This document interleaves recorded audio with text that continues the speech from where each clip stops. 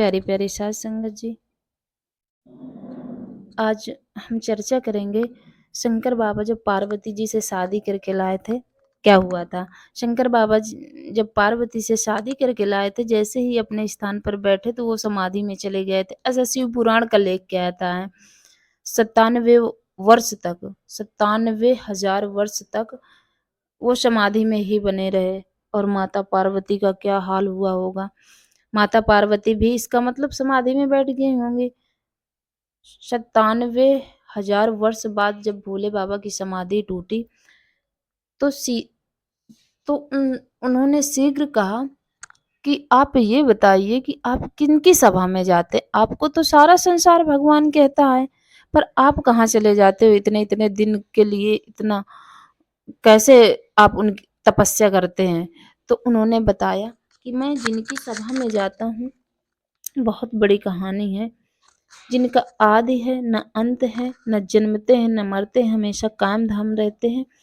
संसार ये ब्रह्मांड के कुल मालिक हैं, जिन्होंने ब्रह्मा विष्णु राम श्री कृष्ण देवी दुर्गा हनुमान चांद तारे ये संसार जो आप देख रहे हैं उन्हीं की रचना की हुई है। तो माता पार्वती को आश्चर्य हुआ और उन्होंने इच्छा जाहिर की कि प्रभु मैं भी उनको देखना चाहती हूँ, उनकी कथा सुनना चाहती हूँ, आप मुझे भी उनकी कथा सुनाइए। तो माता पार्वती ने जैसे ही इच्छा जाहिर की तो साध संगत जी भोले बाबा बहुत प्रसन्न हुए। उनको बहुत खुशी हुई कि मेरे आराध्य का नाम और उनकी आप भी कथा सुनना चाहते हैं, मैं बिल्कुल सुनाऊंगा। तो भोले बाबा ने चारों तरफ देखा, 12-12 कोस तक, कहीं कोई जग तो नहीं रहा खुले मंच में, क्योंकि हरि कथा पहले सुनाई नहीं जाती थी। जैसे अब हमारे परमपिता परमात्मा हमको खुले मंच से खुद अपने मुखमंडल से हरि परमात्मा की कथा सुना रहे हैं। तो शंकर बाबा ने देखा कि कोई नहीं जग रहा।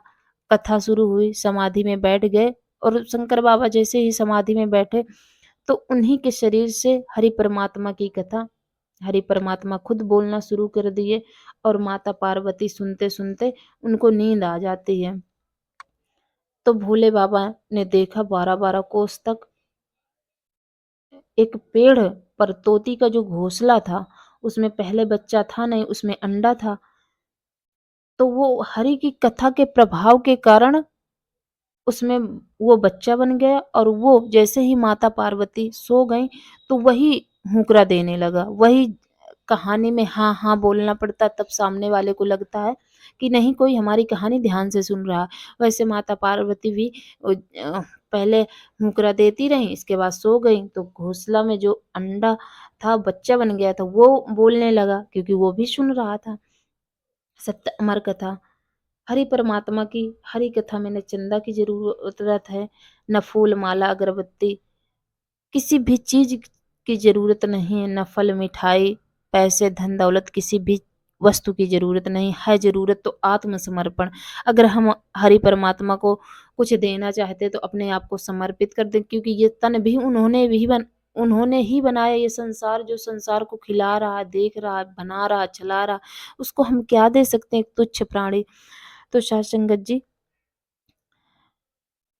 जैसे ही भोले बाबा ने देखा कि अरे ये तोते का बच्चा ये हरि की कथा सुन रहा है, तो उनको बहुत गुस्सा आता और अपना अस्त्र उठा लेते हैं, त्रिशूल, और तोते के पीछे तोता दौड़ने लगता, भागने लगता, उड़ने लगता है कि अब ये मुझे मार देंगे, क्योंकि आवेश में आ चुके थे भोले बाबा।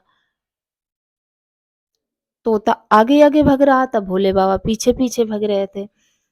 जैसे ही उड़ते उड़ते तोते को मौका मिला, वेद व्यास की पत्नी छत पर खड़ी थी और अपने बालों को संवार रही थी।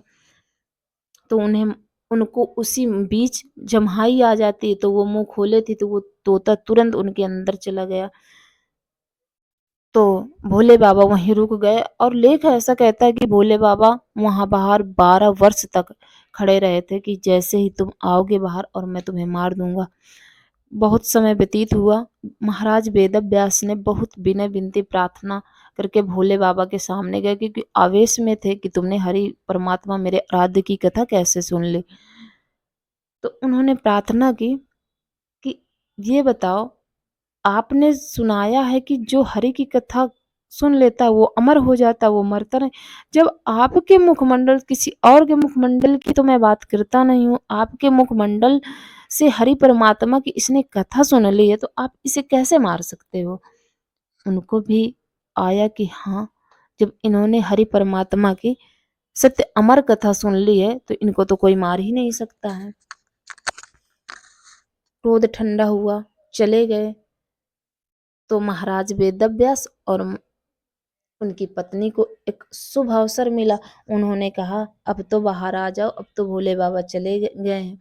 उन्होंने कहा कि मैं बाहर नहीं आऊंगा, क्योंकि मैंने सुना है कि जो संसार में आता है और माया में लिप्त हो जाता है, मैंने ऐसे सत्य अमर कथा के माध्यम से सुना है। साथ संगत जी वो बहुत विनय विनती प्रार्थना करने के बाद आए और उनकी एक भी नहीं सुनी, सीधे अपना निकल गए। एक जलाशय यानी नदी के किनारे बैठे, वहां पर अपनी झोपड़ी बनाई और वहीं पर हरि का गुणगान करने लगे। साथ संगत जी, इस कथा के माध्यम से हमें समझना चाहिए कि अगर हम भी आए हैं तो एक निश्चित समय के लिए आए हैं, हमारी भी मृत्यु होगी। अगर जन्म हुआ है तो मृत्यु जरूर होगी। तो साथ संगत जी, ये शुभ अवसर हमें परमपिता परमात्मा नारायण साकार हरि जी ने जो दिया है कि हम दर्शन कर लें, प्रभु की वाणी का आनंद ले लें और उनके बताए हुए वचनों पर चल लें। प्यारी प्यारी संगत, साथ संगत जी, जो हमें क्षणिक थोड़ा सा भी समय मिले तो हम सत्संग, कहते एक घड़ी आधी घड़ी, आधी में पुनियाद, तुलसी संगत साधु की हरई कोट अपराध। प्यारी प्यारी संगत जी, जो समय मिले ज्यादा से ज्यादा आप सत्य के साथ में बिताइए, क्योंकि समय निश्चित हमें भी जाना है।